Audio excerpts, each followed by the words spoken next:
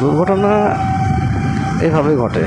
এই যে কানে ফোন, এক হাতে বাইক, হেলমেট বাইকের পিছনে ঝুলানো বিহীনভাবে, এই যে পাইলট কিছু বললে রাগান্বিত হবে।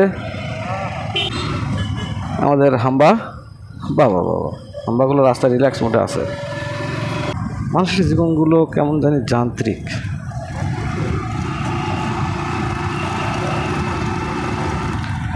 সকালবেলা ঘুম থেকে ওঠো, ফ্রেশ হও, গোসল দাও, নিজ নিজ কাজে বের হয়ে পড়ো। রাত্রে কাজ শেষ, বাসায় ঢোকো, হাত মুখ ধো, আবার ফ্রেশ হও, খেয়ে দিয়ে ঘুমাও। এই হলো যান্ত্রিক জীবন।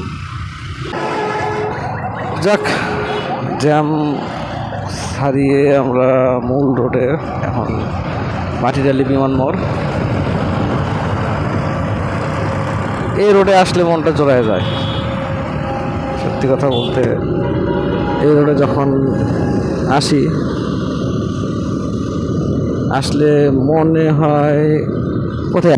এটা এশিয়ান হাইওয়ের সাথে সংযুক্ত। আকাশে আজকে একটু মেঘ, বাট এইদিকে অনেক রোদ।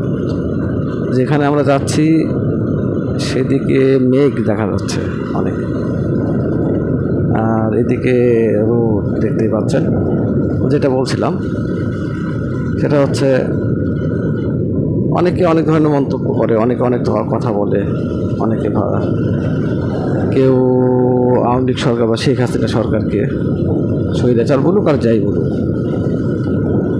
বাংলাদেশের যে পরিমাণে উন্নয়ন, এই যে রাস্তা দেখলে আপনারা বুঝতে পারছেন। উত্তরবঙ্গের বগুড়ায়, এই উত্তরবঙ্গের প্রবেশদ্বার, যাকে বলা হয় উত্তরবঙ্গের রাজধানী, ঢাকার পরে দ্বিতীয় রাজধানী। রাস্তা 4 লেন, সরি 6 লেন বলতে হবে, কারণ এই রাস্তাটা এই 2 লেন। আর এই যে পাশে একটা রাস্তা, ছোট রাস্তা আছে, ছোট রাস্তা দিয়ে সব যাওয়া আসা ছোট গাড়িগুলো। ঘাট চকচকা তকতকা, আল্লাহর রহমতে অ্যাক্সিডেন্টও কমে গেছে। ফোন কানে নিয়ে সব বাইক রাইড করে, এটাই হচ্ছে বেশি খারাপ।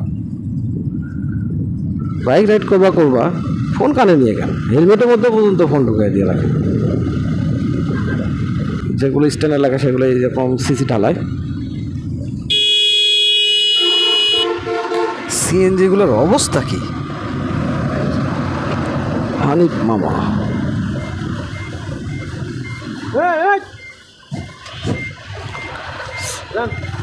আল্লাহ, এরকম করে ঢুকায়। আল্লাহ, বলদ হর্ন দিল, হর্ন শোনে না। আর দেখে না চোখে, ব্যাপারটা দেখছেন? ওরা যাত্রী নামানোর সময় এমনভাবে ঢুকাই দিল যে সামনে, ওখানে আমার একটা ছোট বাইক হোক, এভাবে এসে ঢোকানো কি উচিত ওদের? ওরা বাস চালায় না কি চালায়? রাস্তায় সবচেয়ে ড্রাইভার নামে বেপরোয়া এই হানিফ বাসগুলো এমনভাবে তারা চালায়, আপনারা না দেখলে, যারা হানিফ বাসের জার্নি করে বা রাস্তায় যারা চলাফেরা করে তারা ঠিকই বোঝে। সবাই সাবধানে রাইড করবেন। আল্লাহ হাফেজ, আসসালামু আলাইকুম।